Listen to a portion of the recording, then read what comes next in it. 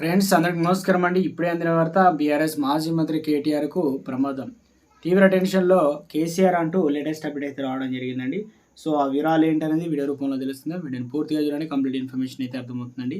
మీలో ఇంకెవరైనా సరే మన ఛానల్ సబ్స్క్రైబ్ చేయకుండా వీడియో వస్తున్నట్లయితే వెంటనే మన ఛానల్ సబ్స్క్రైబ్ చేసుకొని bell button all notification activate చేసుకోండి. అదేవిధంగా లైక్ చేయడం మర్చిపోతున్నారండి. దయచేసి లైక్ చేయండి. ఇక లేట్ చేయకుండా వీడియోలోకి అయితే వెళ్ళిపోదామండి మనం.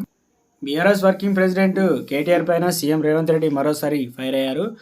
ఇక వివాదంలో చిక్కే విధంగా పెద్ద ప్రమాదం పొంచి ఉందనే విధంగా హైదరాబాద్లో జూబ్లీహిల్స్లోని తన నివాసంలో 2024 నవంబర్ 25న CM Revanth Reddy press meet కూడా నిర్వహించారు. అనగా మనకి ఈరోజు ఈ సందర్భంగా ఆయన మాట్లాడుతూ కేటీఆర్కు జైలుకు వెళ్ళాలని తాహతాహతులు ఆడుతున్నారని, జైలుకు వెళ్తే సీఎం అవ్వచ్చు అని చెప్పేసి ఆయన అనుకుంటున్నారని.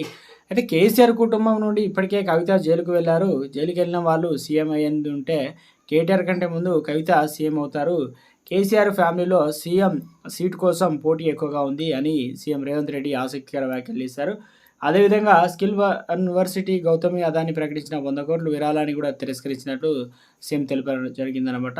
సో మొత్తానికి ప్రభుత్వం పైన బీఆర్ఎస్ ఎమ్మెల్యేలు కేటీఆర్ తలాతోకలేని ఆరోపణలు చేస్తున్నారని మండిపడ్డారు. ప్రభుత్వ రాజ్యాంగానికి లోబడి పనిచేస్తుందని వివరిస్తూనే కేటీఆర్ ఒక కొత్త పేరు పెట్టారు. ఇక నుంచి కేటీఆర్ కాదని సైకో రామ్ కేటీఆర్ పరిస్థితి కేటీఆర్కే తెలియదంటూ మండిపడ్డారు సీఎం రేవంత్ రెడ్డి.